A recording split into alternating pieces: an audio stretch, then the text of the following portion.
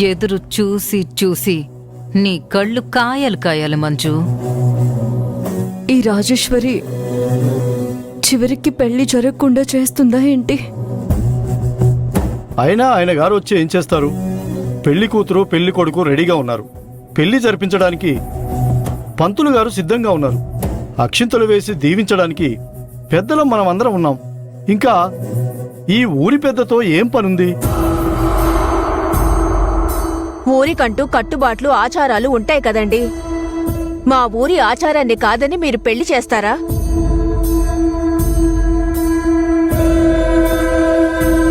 మా రుద్రవరానికి అన్నీ తానై ముందుకు నడిపే రాజేశ్వరి గారిని రేపటి రోజున మా ఊరి జనం గౌరవిస్తారా?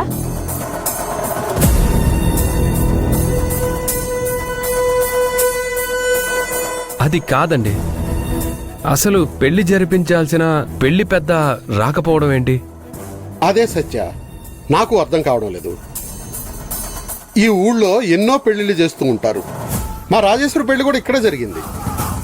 ఆయన నాకు కూడా బాగా తెలుసు. ఎప్పుడు ఆలస్యం చేయడు. నువ్వేం టెన్షన్ పడకు, వచ్చేస్తాడు త్వరగా.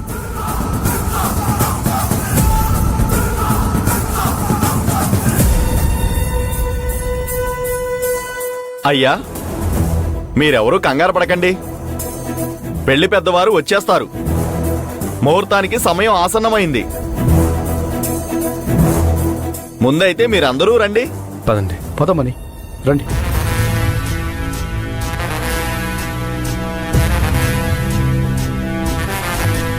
అమ్మా రాజేశ్వరి, నువ్వు ఆ తల్లి కూతుళ్ళని అంత టెన్షన్ పెట్టేవేంటమ్మా? వాళ్ళ మొహాలు చూసావా? వాడిపోయిన తోటకూర కాడలాగా అయిపోయినాయి. ఇంతకీ ఆ పెళ్లి పెద్ద ఎందుకు రాలేదు? నువ్వేమన్నా రావద్దన్నావా? నేనెందుకు వద్దంటానన్నయ్య? అతను రాకపోవడం నాకు కలిసొచ్చిన కాలం అనుకుంటాను. అనుకున్నవి కొన్ని జరగవు, జరిగేవి అనుకోకపోయినా ఆగవు. అది మాత్రం నిజమేలే అమ్మా.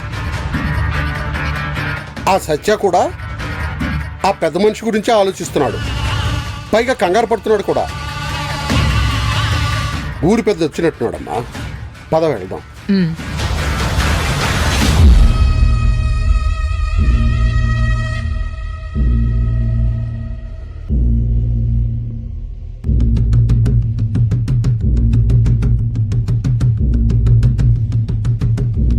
నమస్కారం, అందరికీ నమస్కారం.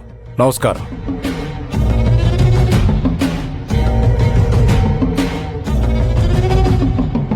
ఏమీ అనుకోవద్దు మినిస్టర్ గారు.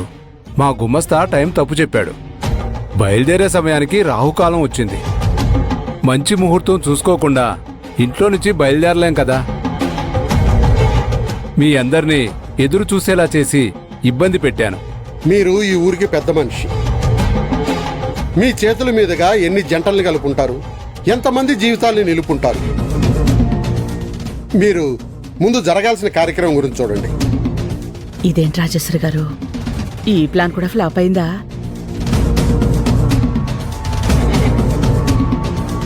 బాబు, కొంచెం ముందుకు రండి. మనం ఈ అమ్మవారి సన్నిధిలో ఉన్నాం. అమ్మాయి తరపున పెద్దవాళ్ళు ఎవరున్నారో ముందుకు రండి. అబ్బాయి తరపు వాళ్ళు కూడా ముందుకు రండి. అమ్మ రాజేశ్వరి గారు, బాగా వినండి. మనం ఏదో చేయాలని ఈ ప్రపంచానికి రాలేదు. ఏదో కావాలని మాత్రం ఈ భూమి మీదకొచ్చాం. మా ఊరి ఆచారాలు కట్టుబాట్లు కొన్ని గ్రామాలకి భిన్నంగా ఉంటాయి. మనిషి జీవితంలో పెళ్లి చాలా ప్రధానమైంది. 100 ఏళ్లు కలిసి జీవించాల్సిన జంట కోరుకున్న వాళ్ళని చేసుకోలేకపోయామనో, పెద్దల బలవంతానికి ఇష్టం లేకపోయినా పెళ్లిళ్ళు చేసుకోవడం, ఆ తర్వాత బాధపడ్డం నరకకూపం లాంటిది. అందుకే తాళి కట్టి తలంబ్రాలు పోసుకునే కంటే ముందు వాళ్ళ అభిప్రాయానికి విలువిచ్చే సంస్కృతే మా గ్రామ ఆచారం.